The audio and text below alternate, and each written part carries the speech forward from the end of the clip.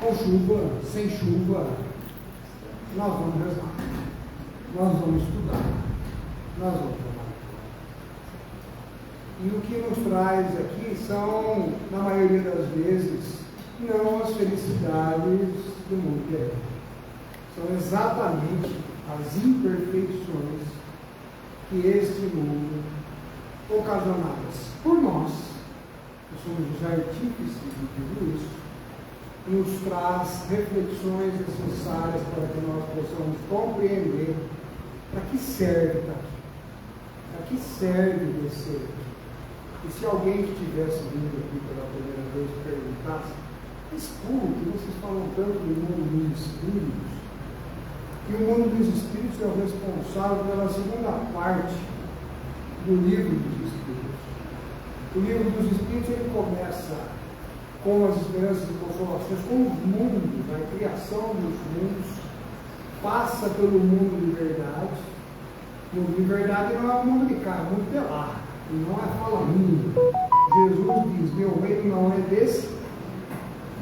Ele diz: se ele diz, está vivo. Se realmente as coisas acontecem do lado de lá, significa que o tempo que nós estamos aqui é muito curto. E mesmo sendo curto, às vezes nós fazemos muita arte. Erramos muito. Então, compreendendo isso, fica fácil de entender por que nós devemos vir para cá. Precisamos passar uma série de experiências que certamente o nosso palestrante hoje da noite, o Aldinei, levanta só o braço dele para isso. Hoje trabalhador da casa também, uma pessoa experiente, um coração caridoso, uma pessoa excelente, que certamente terá muito a trazer para vocês acerca do assunto das vidas. Nunca é demais dizer que nós estamos no ano novo. Ano novo, vida nova. Se nós quisermos. Isso não é Deus que tem que querer, Deus nos dá a permissão. Sem ele nada acontece. Quem tem que querer, ele faz. Quer emagrecer? É a hora de emagrecer. Quer começar a ter uma vida familiar melhor? É a hora de se reformar. Ah, mas a culpa é de hoje. Puxa a sua parte de responsabilidade. Aquilo que te cabe. Ah, mas o outro tem a sua parcela de responsabilidade. Então, não te preocupe com isso. Ninguém sai desse restaurante sem parar. Pensando dessa forma, fica um pouco mais tranquilo para que nós possamos fazer a nossa apresentação do nosso Ordem. Já temos os slides aí, esse ensaio sobre as sensações, ele vai para um passeio bom, provavelmente pelas experiências do mundo, pelo mundo extrafísico. Tá? E vou pedir para alguém rezar. Não, eu não vou pedir, vou rezar mesmo. Vamos ver se fica um pouquinho mais perto do céu. Gente, vamos cerrar os nossos olhos, agradecer a oportunidade de estarmos reunidos em nome do Pai, agradecer a tolerância, a paciência com as nossas imperfeições, que ainda são de severa monta, solicitando que os eflúvios aqui produzidos possam ser destinados às pessoas que se encontram nos nossos lares, nos nossos ambientes de trabalho, nos hospitais, nos presídios, todos nós carentes do vosso ensinamento e da vossa bondade. Quizá possamos sair daqui do que aqui chegamos, e que seja sempre feita a vontade do Pai, e não a nossa, que assim seja.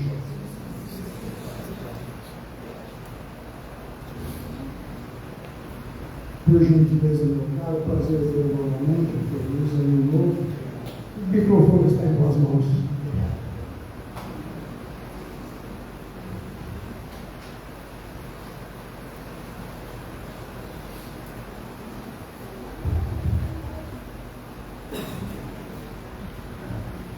Boa noite a todos vocês, meus irmãos.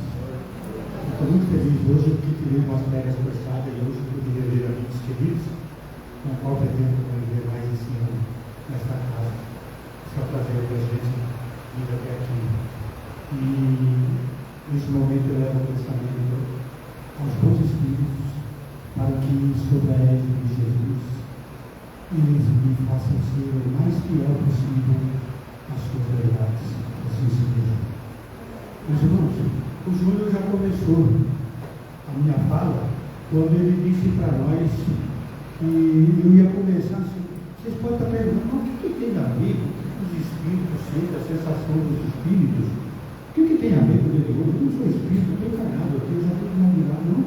Vamos lembrar que nós somos espíritos encarnados. Como o Júnior disse, se nós estamos aqui em função de tudo aquilo que nós fizemos em vidas passadas, então, quando nós compreendemos o mecanismo de como os espíritos percebem as coisas, como os espíritos sentem as coisas, sofrem, né? Por que meios, que sensações eles experimentam, nós podemos analisar a nossa vida hoje e perceber o que nós fizemos nas vidas passadas. Aliás, a espiritualidade nos diz isso. É só você prestar atenção nas suas tendências, nas vontades todas que você tem nessa encarnação. Você pode até não saber o que você foi na vida passada, mas o que você fez, você vai saber sim. É só a gente prestar atenção nas nossas tendências. Então, eu gostaria de deixar isso claro para vocês que é muito importante, porque se nós soubermos analisar as percepções, as sensações do espírito desencarnado, vamos lembrar que nós já fomos desencarnados muitas vezes.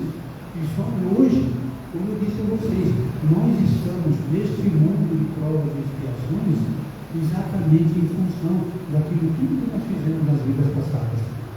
E nós vamos procurar conhecer isso, inclusive nos trabalhos mediúnicos, né? Quando aparece algum espírito, né, sofredor, algum espírito com algum tipo de dor, de sofrimento, de dúvida, a gente pode entender e poder orientar esse espírito de amor, porque nós sabemos como que funciona esse mecanismo. Na verdade, no mundo espiritual, que não é o lado de lá, é o mesmo lado de cá. Eu sempre digo isso, não tem dois lados, é um lado só. Nós estamos todos juntos. Junto de nós existem outras dimensões, mas tudo desse lado de cá mesmo. A gente, por uma força de ar, tem que falar desse lado e ele do lado de lá. Mas não existe isso. A vida é uma só, nós estamos todos no mesmo lado, em dimensões diferentes, mas estamos juntos. Estamos juntos. O Kardec, quando ele foi estudar esse assunto da espiritualidade, como que eles percebem, eles sentem, sofrem, né? Porque meios, quando eles experimentam essas sensações, o Kardec, estudando esse assunto, ele nos disse que para a gente tentar entender e responder a essas questões, que naturalmente muitas vezes são dirigidas a nós espíritas, né? Que frequentamos a casa, muita gente diz, como é que o espírito sente isso? Como é que ele percebe isso aí? Como vocês sabem que o espírito está assim?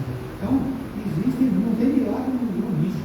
Nós sabemos que o mundo espiritual não tem nada de sobrenatural. Ele tem coisas naturais que nós ainda não conhecemos, de leis, né? Leis de física, de química, uma ciência enorme, da qual eu e o Chico estamos lá atrás, começando ainda a descobrir as verdades. Nós não somos um dos povos mais atrasados, mas somos um dos mais. Então, vamos lá.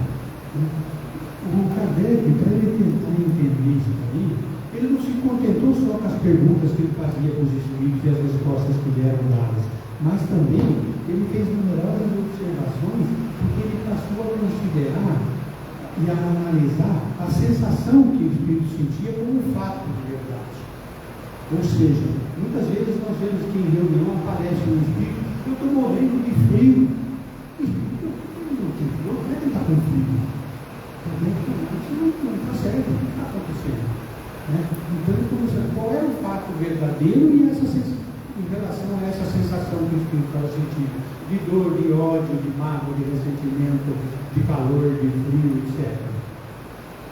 Após essas considerações, então, o Kardec perguntou para o espírito de São Luís algumas explicações sobre a penosa situação de frio, a sensação de frio que sentia o espírito que eles estavam conversando, e o Kardec, intrigado, perguntou, né, para São Luís: escuta, a gente concebe sofrimento moral, como pesares, remorsos,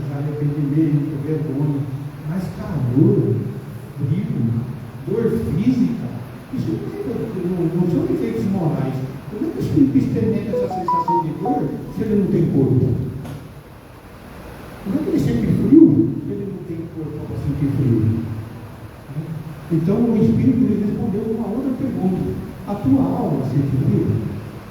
Não, mas ela tem consciência da sensação que há sobre o corpo. E o Kardec, que eu costumo dizer, a espiritualidade, meu irmão, tem uma paciência tremenda do Kardec, porque ele veio especialmente para codificar a doutrina. Ele especulava mesmo, ele perguntava a mesma coisa 10 vezes de modo diferente e para diferentes espíritos para poder confirmar a informação que estava recebendo. Então, diante dessa resposta, o Kardec ele falou para eles: está aqui, estava vendo o espírito de uma varena que estava dizendo que estava com muito frio. Então disso ele resultou que esse espírito de avarento, ele não sentia o frio real, mas ele tinha uma lembrança da sensação de frio que ele havia suportado. E é essa lembrança que era tida por ele como realidade que tornava um suplício para ele. Né? Vamos lembrar que eu sempre falo nas minhas reuniões, a lembrança, a mente dele não fazia o sofrer. Nós aprendemos nos estudos das obras de Emmanuel Luiz. Tudo é trabalho da mente no tempo e no espaço. O espírito, o perispírito envolve o espírito oriental mental superior, a mente, é o pensamento. E é a mente superior, o pensamento do espírito, que mantém o perispírito, e o perispírito, por sua vez, mantém o corpo físico. Olha só, tudo é pensamento. Daí a importância da gente ter um pensamento saudável, um pensamento positivo, né? Um pensamento construtivo. Né? Então, aí o espírito via André Luiz ainda enfatizou assim: olha, você está mais ou menos certo com essa afirmação, mas fica bem entendido que existe uma distinção que você compreende perfeitamente, que é entre a dor física e a dor moral existe uma diferença muito grande. Nós não podemos confundir efeito com causa. Então Kardec, ele fazendo uma análise sobre esse assunto, aliás, como disse, é bastante necessário na prática mediúnica, ele nos explica o seguinte: que o corpo é um instrumento da dor. Se ele não é a causa primária dessa dor, é pelo menos a causa imediata. A alma simplesmente tem uma percepção da dor. E é essa percepção que é o efeito. A lembrança que a alma conserva pode ser muito penosa, mas ela não pode ter uma ação física. Nós sabemos de fato que nem o frio, nem o calor são capazes de desorganizar os tecidos da alma. Porque o espírito, a alma não se congela, não queima, não tem nada disso. Nós vemos pessoas, por exemplo, isso é muito comum, né, Júlio? Pessoas que amputaram o membro e costumam sentir esse membro que nos falta. Isso comprova, então, que aí não está a sede da dor desse membro, porque o membro já não tem mais, foi retirado, por exemplo, a perna dele foi amputada e ele ainda sente a perna doer. Então isso prova que a dor não está na perna. Como é que ele sente essa dor? É essas explicações que nós vamos compreender e que ajuda nós a analisarmos as nossas dores de hoje e compreendê-las como que é esse processo, tornando mais fácil para nós a aceitação e a compreensão do desígnio do Criador. Então, gente, ele explica.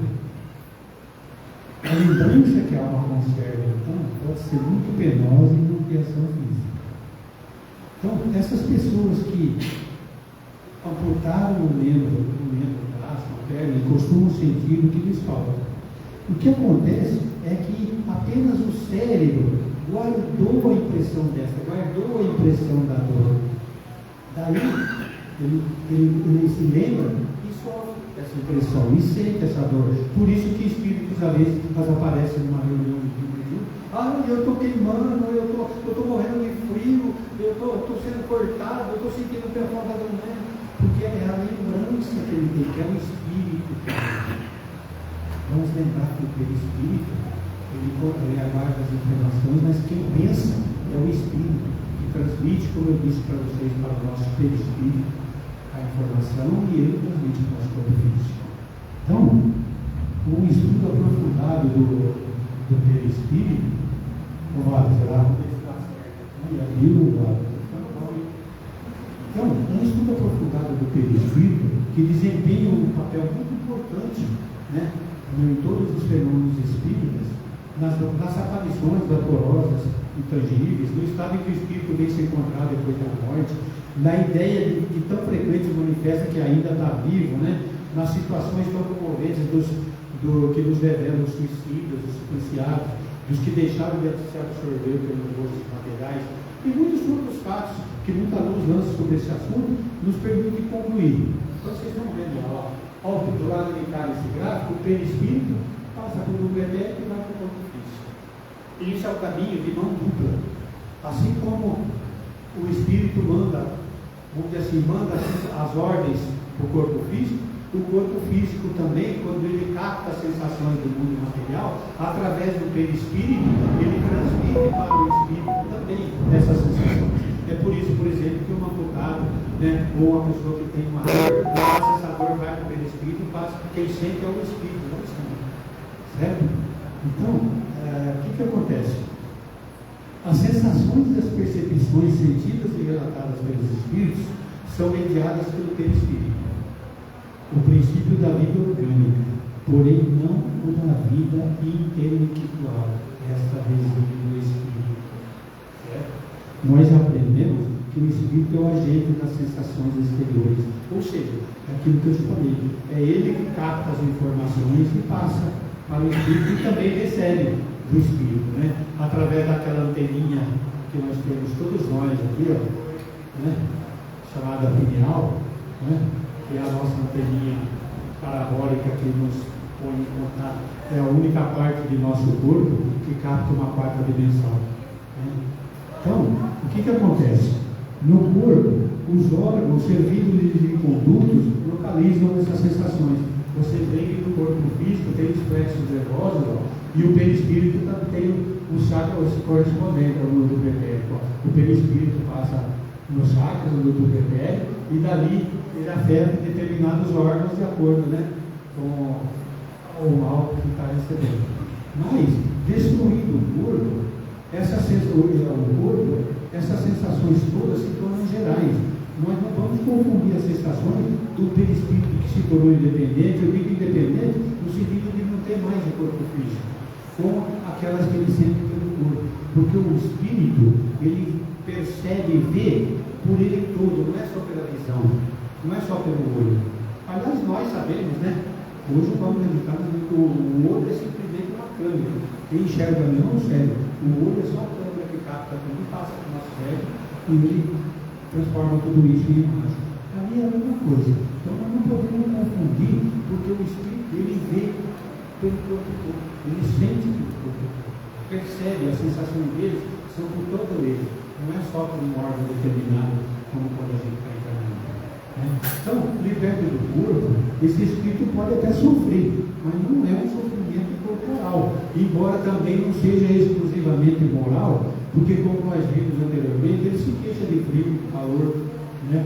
Mas a dor que ele sente não é uma dor física propriamente dita, é um sentimento vago que o próprio espírito não entende bem, justamente porque a dor não se acha localizada. Eu estou sentindo uma dor aqui no cérebro, eu estou sentindo uma dor no estômago, eu estou sentindo uma dor no coração. Não, o espírito não sente isso, não é uma dor localizada, ele sente no todo. Então, ele pode sofrer isso daí. Nós vimos também em reuniões mediúnicas que aparecem em espíritos, né, que eles nem sempre tem espírito que não sabe que está morto. Então, gente, eu estou entrando em casa, todos nós que trabalhamos em reunião mediúnica, a gente presenciamos espíritos assim. Eu tenho que conversar com a mulher, com os filhos, ninguém dá bola para mim, ninguém conversa comigo, o que está acontecendo? Ele não descobriu ainda que eles se caminhou.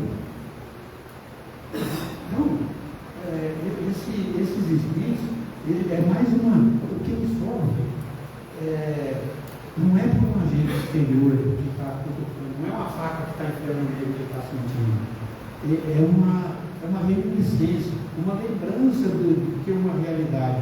Porém, essa lembrança é igualmente penosa, algumas vezes até mais do que isso.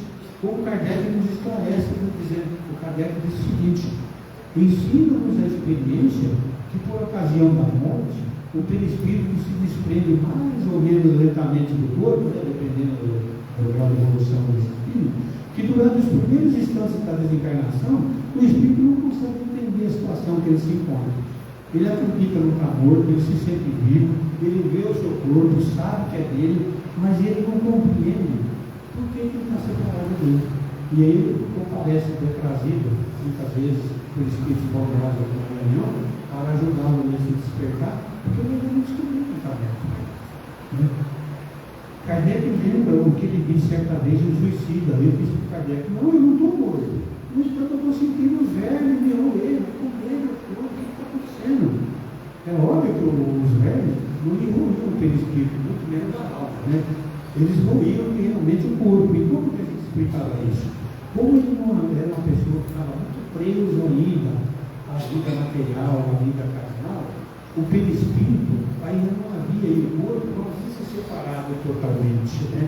Então, uma espécie de repercussão moral que se produzia e que transmitia ao perispírito o que estava acontecendo com o corpo, porque ele ainda estava preso nas sensações do corpo, embora ele já tivesse se desligado. É como um amarelo que desencarna, mas ele ainda fica preso nas riquezas da terra, nos bens que ele deixou e perturbando toda a família. Então, o que acontece?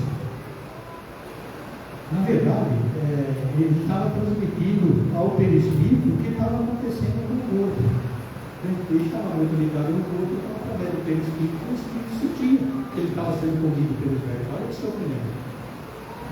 Mas a repercussão talvez não fosse um termo exato, porque repercussão a gente pode supor que é um efeito muito material, não é?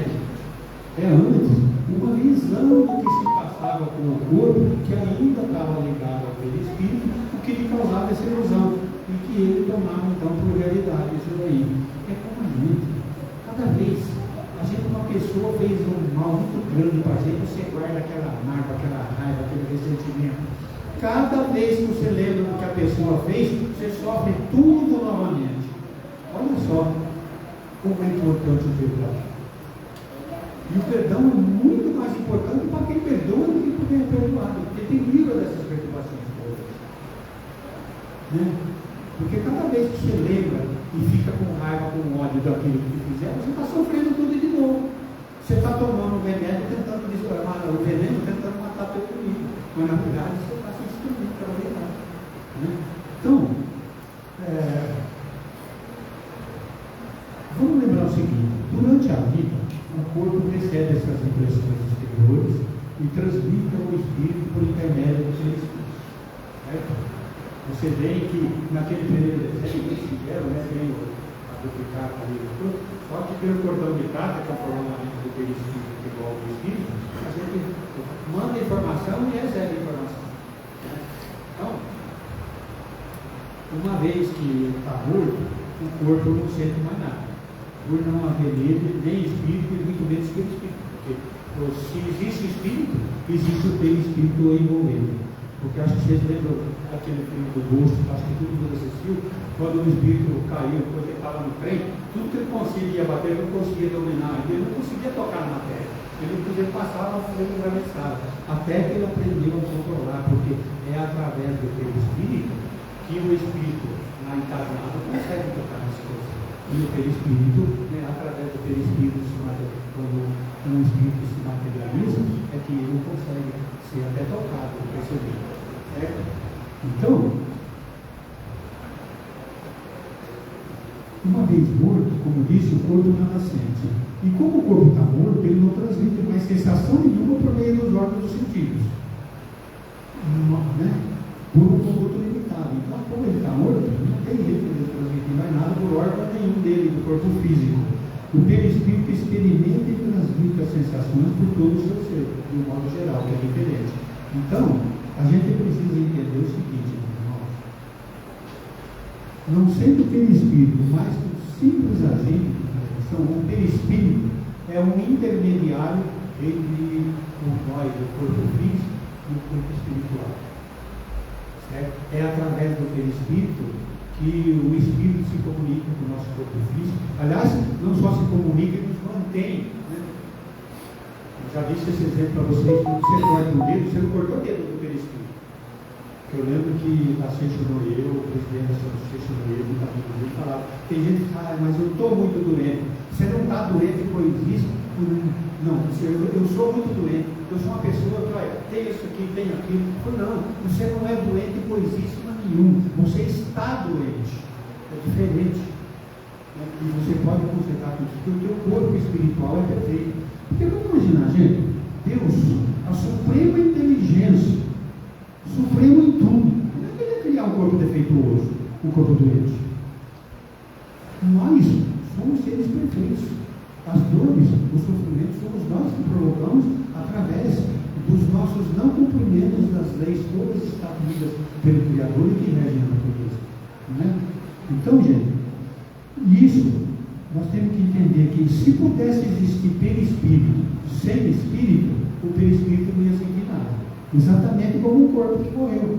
O corpo só sente enquanto ele tem o espírito. A hora que o espírito desliga agora, o corpo não sente mais nada.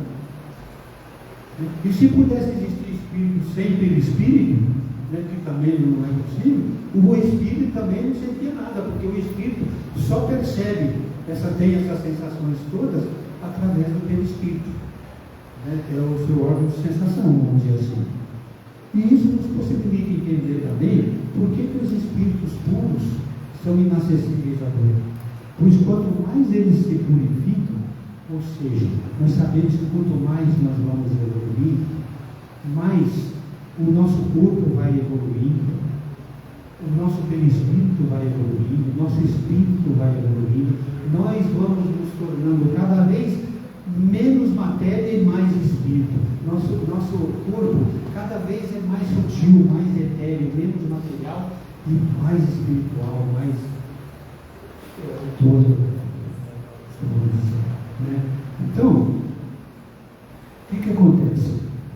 Esses espíritos, quanto mais eles se purificam, mais etérea vai tornando a essência do perispírito, porque o perispírito é formado das matérias daquele globo para que o espírito possa se fixar aí. Nós já aprendemos na doutrina que o espírito muda de roupa no relâmpago, e ele capta sempre e se reveste da matéria própria daquele globo onde ele quer se fixar. Certo? Então, quanto mais essa matéria é sutil, mais etéreo, mais sutil é o perispírito. E menos ele deixa de sentir as dores da matéria. Percebe essas dores da matéria. Por isso que o espírito puro diminui, a influência da matéria diminui à medida que o espírito progride. Ou seja, à medida que o perispírito vai se tornando cada vez menos isso. Nós podemos concluir, então, que quanto mais desmaterializado está o espírito, tanto mais fácil se torna sentir as suas sensações, as suas percepções. Até quanto a vista, por exemplo, enxergar, para o espírito, independe da luz, qual a luz que mais entendemos, né? E o Espírito já nos falou, o homem ainda nem sequer imagina as fontes de luz todas que existem, os tipos de luzes todas que existem, e muito menos os tipos de materiais e os tipos de vida que ainda existem no universo. O homem só procura a vida no universo, conhecer a vida, porque ele conhece aqui. Mas a espiritualidade já nos ensinou que existem vidas, que nós, tipos de vida, que nós, inteligentes, obras do Criador, né, monitoradas pelo Cristo, por Jesus, e que nós não temos sequer ideia de como é essa beleza na Terra que compõe esses corpos. Então, é importante que nós saibamos que a faculdade de ver é um atributo essencial da alma. Não existe escuro do espírito. Até a gente brinca que quando a gente está numa reunião mediúnica, né, e quando está naquela escuridão que você fica incorporado, você sai e anda a sala inteira naquela escuridão que você não enxerga nada.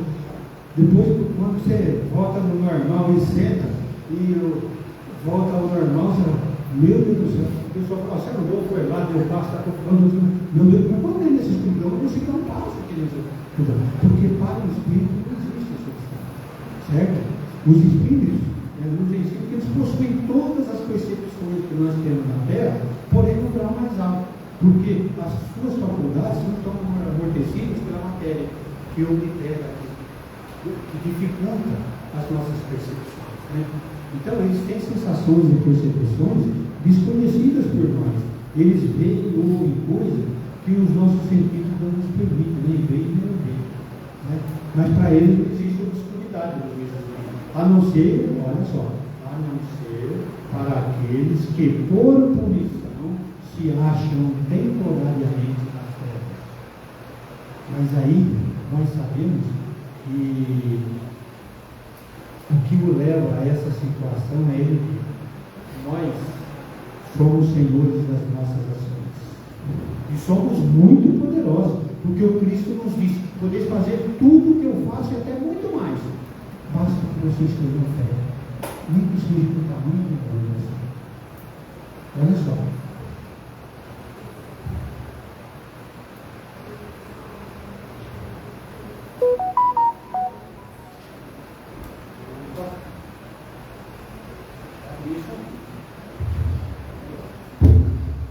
Eu trouxe para vocês algumas perguntas e respostas que nos ajudam a esclarecer bastante essa parte de sensações dos espíritos. Mas antes eu só queria mostrar para vocês, olha lá, sabemos que há no espírito percepção, sensação, audição, visão, e que essas faculdades são atributos do ser todo, e não como no homem de uma parte apenas do ser. Mas de que modo ele é ignorado? A matéria existe em estados que ignoramos, mesmo sem matéria sutil, é sempre matéria. Nós, nos nossos estudos, já aprendemos que existem três coisas no universo: tem a matéria e tem o espírito, e acima disso tudo, Deus. Então, é muito fácil. Nós chegamos à conclusão que até o pensamento, é por isso que o pensamento é importante e constrói. Porque até o pensamento, se ele não é Deus, ele não é espírito, ele é uma propriedade do espírito, então ele só pode ser matéria. Certo? Mas isso são estudos que a gente vai com bastante profundidade, a gente vai estudando e aprendendo, né? Então, só isso daqui é mais um esclarecimento, e para vocês só perceberem, né, que, por exemplo, isso aqui é só a nossa aula, que eu trouxe como esse da mão, né? A gente tem uma maior experiência que eu já fiz bastante, ensinei bastante gente a fazer. É muito facinho, porque o nosso pênis, a nossa aula, como ele disse aqui, quando o corpo morre, ele ainda conserva uma carga, ele é uma bateria carregada. Se desligou a bateria, ela vai diminuindo, chega uma hora que ela acaba. Então, isso eu estou mostrando, porque eu vou citar algumas perguntas que nos fazem agora, que é importante que compreendamos isso. A hora que a bateria acaba, né, então, apaga essa carga. É os dois únicos corpos. O homem tem diversos corpos, nós sabemos, né? Mas o corpo físico e o pretérito são os únicos dois corpos que não passam para a dimensão seguinte quando nós desencarnamos, né? Mesmo porque o físico fica aqui, tu és pó e ao pó voltarás, e a energia, a eletricidade, o eletromagnetismo que existe nessa bateria aqui do Claudemir funcionando, a hora que o Claudemir parar, a bateria vai acabando, e ela também só. Graças a Deus eu tive uma recarga, né, para me ficar um tempinho mais aqui, graças a Deus. Então vamos lá, gente. Todos nós sabemos que o Kardec nos diz, através da Revista Espírita de dezembro de 1858, que para tentar resolver muitas questões a respeito das percepções e das sensações do espírito, como eu disse no início, ele não se contentou somente com as respostas dos espíritos, mas ele também teve que levar em consideração numerosas observações. Como eu disse, ele considerava a sensação que ele dizia estar sentindo ou o fato real que estava ocorrendo, né? Então, em muitas ocasiões, o Kardec inicia suas palavras dizendo: ensina-nos a experiência que, ou seja, além dos que limitaram as obras básicas, ele, através de uma infinidade de médios de todos os tipos e lugares que ele entrevistou, ele falou com uma variedade enorme de espíritos. É o que eu falei. Ele é um espírito que veio destinado a codificar a obra e de uma percepção. Eu costumo brincar respeitosamente, até os espíritos, não é como isso devia ser muito chato, porque até os espíritos têm hora, ele perguntava aos espíritos que nós já não lhe dissemos que é assim, assim, assim, como que ele diz, está perguntando de outro, e ele perguntava, daqui a pouquinho ele perguntava a mesma coisa de um modo diferente para outro, e é assim que nós devemos fazer com todos, para percebermos as coisas, certo? Então, nós todos que desejamos nos aprofundar cada vez mais no estudo da doutrina, nós vamos encontrar diversos autores e buscamos conhecer suas experiências e ensinamentos, mas olhem bem, analisando sempre a luz da codificação. Se o autor está falando isso, deixa eu ver de acordo com a relação com a doutrina espírita, se é isso. Tá? Então, está batendo, não está, é possível, está de acordo com o que ele está dizendo? Então, esse assunto das sensações do crescimento do espírito é muito extenso, mas nós vamos analisar algumas perguntas costumeiras que eles nos fazem a respeito. Vocês vão ver que interessante. Vamos lá, primeira pergunta, né? O que acontece com o espírito de uma pessoa que morreu envenenada? Eu vou dizer para vocês, João Jesus, no seu livro Entre o Céu e a Terra, ele nos conta que uma visita que ele estava fazendo no Lar da Bênção, uma colônia que existe na outra direção, né? Ele perguntou para o ministro Clarence, que o acompanhava, por que Esteves, ao tempo da Guerra do Paraguai, né, sofrera tanto quanto Júlio o suplício do veneno. Por que surgiram em ambos efeitos tão diferentes? Ele estava perguntando o seguinte, gente, o Júlio foi envenenado e o Júlio se matou, se suicidou, se tomou veneno, e o Esteves foi envenenado. Por isso que eu disse a vocês, tudo é trabalho da mente no tempo e no espaço. E aí eu comecei a compreender, meus irmãos, quando eles falam que é por isso que Deus vê principalmente as nossas intenções. Porque o pensamento da gente foi bom, tentando fazer o bem, embora tenha resultado do mal. E para Deus, como disse Santo Agostinho, nós fizemos o bem.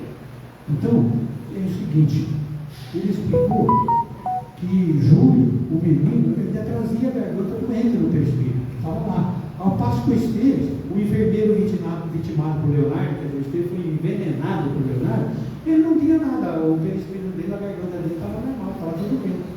O problema é que pode se os dois forem envenenados, né? Então o que acontecia? O Clarence sorriu e explicou para o André Luiz, se não tomasse em consideração o exame das causas. O Esteves foi envenenado, enquanto o Júlio se envenenou. Existe uma diferença muito grande nisso. O suicídio, meu irmão, disse ele, o Clarence, acarreta um vasto complexo de conduta. A fixação mental do remorso opera inapreciáveis desequilíbrios no corpo espiritual. Eu vou explicar isso para vocês. O mal, como que se instala nos recessos da consciência que o arquiteto concretiza. Júlio, que fez o suicídio, enfermo até agora em consequência dos erros deliberados que ele se entregou. O pensamento, disse Clarence para ele, o pensamento que desencadeia o mal, encarcera-se nos resultados dele. O pensamento que produz o mal, desencadeia o mal, fica preso no mal, porque sofre fatalmente os choques do retorno no veículo que se manifesta. Então, é a célebre lei do retorno. Tudo que você faz para os outros, um dia volta para você. E tudo que você agride em você deliberadamente, como no caso do suicídio, volta num choque de retorno para você mesmo. Então, você está sofrendo, não é culpa de Deus, não. É culpa sua, é você que agiu assim. Certo? Por quê? Porque isso está aí, gente, ele diz o seguinte, o cara que faz o que foi se matar, ele ficou pensando, arquitetando aquilo na mente dele, no vocabulário, e ele descumprindo uma das leis divinas, né, que é a lei da vida, que todos nós temos que respeitar, ele tirou a sua própria vida. Então, ele agrediu, e a hora que ele desencarna, na minha linguagem, desculpe, mundana, ele vê a besteira que fez, e ele fica sofrendo e lembrando. Como eu disse a vocês, quando vocês se lembram da pessoa que ofendeu vocês, vocês ficam lembrando com modo, com raiva, fica ali dentro, lembrando dela e sofrendo tudo de novo. O suicídio também. Ele fica sofrendo todo aquele. Se ele se pôs fogo, se ele se jogou no mar sem saber nadar, ele vai sentir aquela agonia toda, e cada vez que ele lembra daquilo, ele está sofrendo. Ele fica preso na sua consciência e ele fica sofrendo aquilo. E é interessante o tratamento disso, nós vamos falar numa pergunta. Como é que ele sai dessa? O que acontece com os amputados? Segunda pergunta, calma. O que acontece com os amputados? Por que das sensações e impressões que os amputados sentem no órgão ausente? O perispírito também é amputado? Nos diz aí, as sensações de calor, frio, dor são oriundas do condicionamento mental adquirido antes da amputação. A proporção que a mente aceita o fato, a mente, o espírito, mental superior, a proporção que a mente aceita o fato e se prepara para atuar nas novas condições, ou seja, a hora que a pessoa, em vez de ficar reclamando e xingando na vida porque teve que amputar uma perna, ele aceita aquilo e vai em frente na vida e na luta, não é nada para ele. Mas quando aquele fica lamentando e chorando a vida inteira porque teve que amputar a perna e amputando, o que acontece com ele? A mente, ele fica preso nesse sofrimento. À medida que ele vai se libertando dessa ideia, ele vai se preparando para atuar, já pensando que ele já não tem uma perna e aceitando isso, essa sensação da existência do membro político no local do membro amputado desaparece. Por quê? Porque, como eu disse para vocês, o nosso corpo físico, o seu, ele é mantido como? Pelo pensamento do espírito, pelo mental superior. O espírito forma o corpo espiritual, ele igual o corpo, e o perispírito é que mantém o seu corpo. Tanto que se você, como já disse um monte de vezes, eu hoje vou fazer comida porque eu também, se você cortar o dedo, eu cortei o dedo do corpo físico, eu não cortei o dedo do corpo espiritual. Então o que acontece? Como a menina se choveu, o nosso corpo espiritual é perfeito. O espírito, o mental, continua pensando no corpo perfeito, passa para o perispírito, um pensamento perfeito. O dedo do Claudinei é perfeito, não tem nada. O perispírito manda para o meu corpo físico e para minhas células, o teu corpo é perfeito, você não tem nada. Vai cicatrizando e some corticamente, como some nas nossas coisas do nosso organismo. Olha o poder do pensamento. Então, gente, sendo o pensamento um agente modelador, o pensar e aceitar uma mutilação faz regredir qualquer resquício perispiritual que ultrapasse o espaço físico de ser a mutilação. Ou seja, se ele amputou um pedaço do braço, e se ele aceitar isso, cada vez devagarzinho ele vai aceitando, vai subindo essa sensação até que ele não percebe mais. Que a mente dele se desligou disso. Embora o perispírito dele, dependendo das situações, ele continua perfeito. Eu disse dependendo das situações, porque se vocês entenderam o que eu falei até agora, se ele ficou pensando em amputar o próprio braço, para causar uma mal para ele, é uma história diferente. Então, não mais, essas sensações todas que são passadas pelo duplo etérico ao perispírito e repassam para o espírito. Como o duplo etérico, após a amputação, vai se extinguindo gradualmente do local, como acontece no caso nosso de morte, quando se desliga do corpo, o duplo etérico volta para o reservatório universal, essa impressão do membro vivo e inexistente tende a desaparecer com a dissolução do duplo. Aquele duplo familiar que eu mostrei para vocês agora. E vocês sabem como que se recompõe uma perna, por exemplo, se ele levou e quis perder a perna? Vamos dizer assim, a perna, por qualquer motivo, foi lesada, o perispírito dele na perna. Sabe como é que se recompõe isso? Ele está com aquela mente sofrendo. Ele está do lado de lá, ele desencarnou e está sofrendo a perna amputada. Está lá. Como que é tratado isso? Ele é trazido para uma reunião mediúnica e através dessa reunião mediúnica, eles incorporados, eles possam sentir o movimento da perna ou do braço que ele esqueceu que foi amputado, mas ele está sentindo, na verdade, a perna e o braço do médium. Mas isso acontece para que vai havendo um desbloqueio mental. E ele devagarzinho, um tratamento psíquico, é um desbloqueio mental. Isso ajuda na retirada desse bloqueio que existe na mente dele, dizendo que o corpo dele é deficiente. E muitas vezes esse corpo, conforme a lesão, ele precisa de muitas encarnações dentro da oficina do útero materno para que ele possa devagar e recompondo as suas células, as suas moléculas, e que muitas vezes isso não é possível numa encarnação só. Isso explica muitas vezes muitos abortos espontâneos, muitas pessoas que nascem e morrem logo, Mas por quê? E esses abortos de fetos deficientes, muitas vezes, ele precisa vir diversas vezes dentro do útero materno e ser abortado, para que devagarzinho ele vá reorganizando, né, as suas células, a sua forma, né, para que ele possa devagarzinho ir recuperando o equilíbrio, né, das suas formas, para que ele possa ir recuperando essas células devagarzinho, ele possa, numa encarnação mais futura, reencarnar com o corpo normal. Certo? O que acontece com o perispírito frente a mortes prematuras, a 3? Quando o espírito é danificado severamente, compromete o espírito em várias encarnações, sempre dolorosas, né?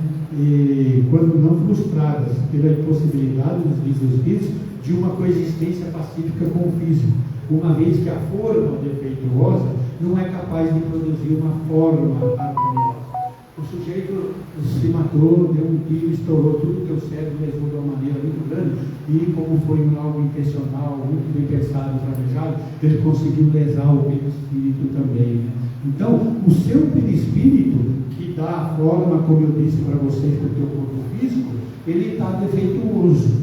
Então, o que acontece? Você vai fazer o carro, o motor, o molde do motor tem o defeito, o motor não pode sair perfeito, o motor ele sai com defeito também.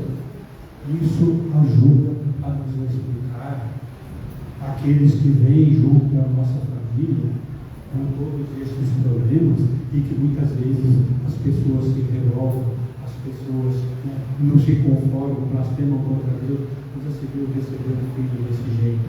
Muitas vezes ele é um espírito que, se ele conhecesse esses mecanismos todos, ele agradeceria a Deus a oportunidade que ele está tendo de receber na família, olha, eu falo isso para mim, de receber na família um filho nessas condições, para que ele possa ajudá-lo na sua recuperação, na sua evolução como espírito. Certo? Então, o seu perispírito lesado, né, ou no caso dos suicidas, ele é marcado por amputações profundas sobre a ação mental que cristalizou, que gravou nele aquele momento de agonia suprema. Como eu disse para vocês, ele ficou tudo na cabeça, ele vai ficar, senão se jogou no mar e se afogou, ele vai ficar sentindo aquela agonia, porque é tudo o choque do retorno. Então ele precisa ser ajudado para isso, certo? E ele permanece nesse estado por anos seguidos, e necessitando, às vezes, como eu disse, de várias encarnações, para que haja uma remodelagem ou uma reestruturação celular, para que ele se recomponha no corpo perfeito, né? Então, muitos suicidas necessitam de algumas existências momentâneas na carne, sobretudo para o contato físico, ocasião em que ocorre uma rearrumação das moléculas perispirituais por força da formação do corpo, né? Que funciona como um agente modelador, refazendo essas estruturas estruturadas, retalhadas, né? Sendo essa, inclusive, como eu já expliquei a vocês, a causa de muitas mortes prematuras. Certo? 4, vamos encerrar agora. O que acontece com o espírito no caso do aborto? Isso é interessante para saber. Para mim, o aborto, além de gerar problemas físicos naquela que provocou, os chakras esplênico e genésio são invadidos por toxinas que se acumulam na forma de antígenos, a provocar, em futuros retornos à carne, divergências sanguíneas, moléstias nos órgãos genitais, nascimentos prematuros, nascimentos de filhos defeituosos, esterilidade, problemas de fator RH, gravidez nas trompas, perfuração do útero, irregularidades na menstruação, tonteiras, dores abdominais, além do que deixa inúmeras sequelas psíquicas, né, das quais se destaca o remorso, aquela monoideia motivada pelo crime. A pessoa inconscientemente ela tem um fixo na cabeça dela, sabe? E ela sofre com isso, né? Além disso, essa monoideia motivada por esse crime, que é um crime do corpo, né? Ele destaca, né, o remorso, a obsessão ou a auto-obsessão, ela pode ser angústia, solidão e outras neuroses. Mas pode igualmente, em encarnações posteriores, determinar uma esterilidade devido ao desajuste que o aborto provoca no centro genético. Vale lembrar aqui, meus irmãos, que a gestação, ela também pode não ser levada a termo, o que não é comum, por uma recusa deliberada à gravidez. Onde a mulher, por sua atuação mental, tudo é trabalho da mente no tempo e no espaço, onde a mulher, pela sua atuação mental, ela desarticula os processos celulares do feto, interferindo negativamente na modelagem do novo corpo, que não consegue, apesar da forma espiritual perfeita, ordenar-se na sua anatomia e fisiologia, sobrevindo-lhe a morte. Olha só, uma gravidez rejeitada que pode causar. E nesse caso, a mãe é que promove o aborto através da sua atuação mental. E se o desejo de ser mãe, a mente ajuda na construção e na modelação do feto, nesse sentido oposto, ela desarticula a modelagem, comprometendo-se em futuras encarnações. Isso para a mãe. E para o filho, qualquer que seja o método utilizado para provocar o aborto, essa atinge o perispírito do reencarnante. Essa mesma vez. É comum chegar nos hospitais do plano espiritual, nos dizem os espíritos, crianças com feições perispirituais totalmente deformadas. São as retalhadas, as queimadas, as esquartejadas, muitas vezes no aborto, né? Pois as amputações profundas que sofreram no físico, desde que tenham sido espectadoras da sua desgraça, e com ela tenham se envolvido, entrando na faixa de revolta, vingança ou similares, provocam igualmente amputações daquele espírito. Até o feto, se ele se revolta, né, se ele tem o desejo de vingança ou espírito, nós vamos falar um pouquinho disso, ele também acaba afetando o seu perispírito. Vale lembrar também para minhas irmãs a obsessão pós-aborto. Quando há uma gestação interrompida, quer no primeiro ou no 9º mês, o espírito é acolhido em hospitais para tratamento e desenvolvimento normais. O espírito fica tratado. Mas, contudo, em alguns casos de abortos provocados, quando não é a primeira vez para esse espírito, dependendo do seu estágio evolutivo, ele pode rebelar-se e ficar junto ao candidato fracassado da mãe para auxiliá-la. Casos há em que o ódio gera um desbloqueio no processo de esquecimento e o espírito lúcido quanto ao que aconteceu, quanto à realidade do fato, mas perturbado quanto a seus efeitos, ele inicia uma tenaz perseguição para ele. Olha só o que acontece nesse aborto. O seu corpo mental, no quinto agora, vamos mudar aqui, só faltam 3 que você lê, rápido aqui, mas eu acho muito interessante a gente saber como acontece isso, porque nos ensina a compreender muitas vezes o que acontece conosco e com alguns irmãos, né, todos. Como pode o perispírito ser severamente desagregado? O que fica revestido é o espírito vital, o que fica revestido é o seu corpo mental. Vamos para efeito só didático, e só para esse fim, porque nós práticos nós sabemos que os corpos do espírito estão tudo junto ali, não tem como separar, certo? Mas vamos separar só para ver imediato: corpo físico, perispírito, corpo mental e espírito. Então, o que acontece? Vamos lá, bem rapidamente. O corpo físico pode ser destruído, o perispírito pode ser severamente avaliado. O corpo mental, fronteira entre o espírito e o perispírito, não pode ser lesado. Se houvesse uma vontade de evolução suficiente do espírito, o perispírito lesado poderia ser recomposto pelo espírito que dele se reveste. O problema é que o ser que pratica, por exemplo, o suicídio, ele não tem conhecimento e nem moral suficiente para acionar esse corpo mental e utilizá-lo como molde, induzindo-o a recompor pelo espírito. A sexta pergunta. Opa, acabou lá? Eu apaguei, não sei. O sexto, em quais circunstâncias o perispírito pode sofrer uma desagregação parcial, avarias e sofrimento? Em muitas situações e acidentes, onde haja por parte do espírito a vontade de ferir-se ou matar-se, ou seja, onde a mente e o pensamento dele está em ferir-se ou se matar. Não esqueçam nunca disso. Quando vier um pensamento ruim na cabeça de vocês vão lembrar: nossa, aquele chato passou até da hora, não sei, falando para a gente evitar e jogar fora esse pensamento ruim. Pensa numa coisa boa ou numa paisagem bonita que vocês foram e desvia o pensamento para aquilo.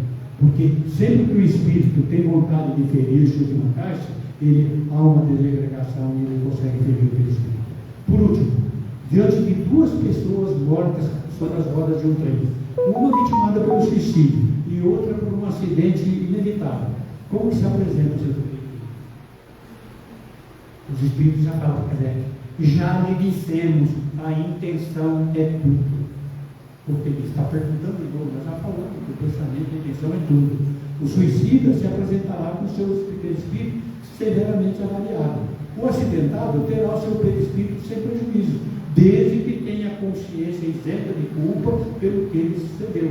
Né? Porque se ele ficar também, com aquela mão ideia, eu podia ter evitado, eu fui culpado disso que aconteceu, ele acaba também lesando o perispírito.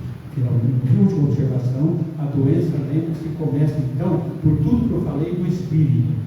A instalação da doença no corpo físico se deve a essa vulnerabilidade do corpo perispiritual. Certo? A origem é quase sempre o perispírito pelo adensamento fluídico pernicioso que condena o espírito pelo seu, a que se condena o espírito pelo seu desregramento.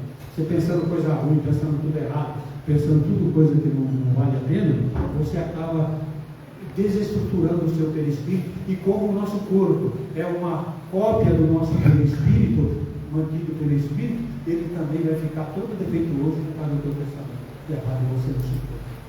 Desculpe a passar o horário, mas eu gostei muito de passar essas informações que eu acho bastante útil para todos nós.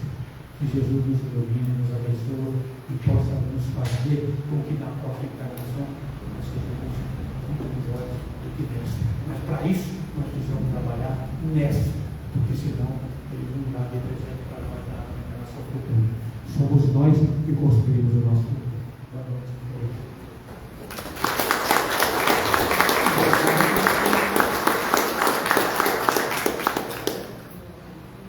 Boa noite a todos.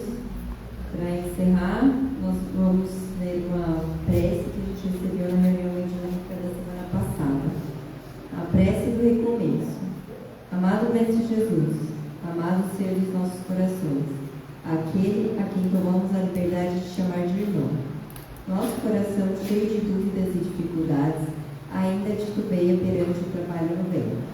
Sabemos, Jesus, que pouco conhecemos até de nós mesmos, mas Tu mesmo nos garantiste que só através de Ti chegaremos ao Pai. E é por isso que humildemente rogamos-te que nos auxilie nesse momento, com as boas intuições de Seus enviados, a nos sussurrarem aos ouvidos. Amém. Ajuda-nos, Senhor Jesus, agora que o ciclo se renova e mais um ano se inicia, para que aproveitemos as boas energias trocadas no mundo todo, para também nos renovarmos o propósito do Teu Evangelho. Que lembremos mais uma vez dos serviços devidos, para que nossas dívidas de outrora possam ser quitadas e a reparação seja enfim executada de acordo com os planos do Pai. Obrigada, Jesus querido, beijo e amigo, por não desampararmos nunca. Amém. Possamos ter uma última abençoada semana.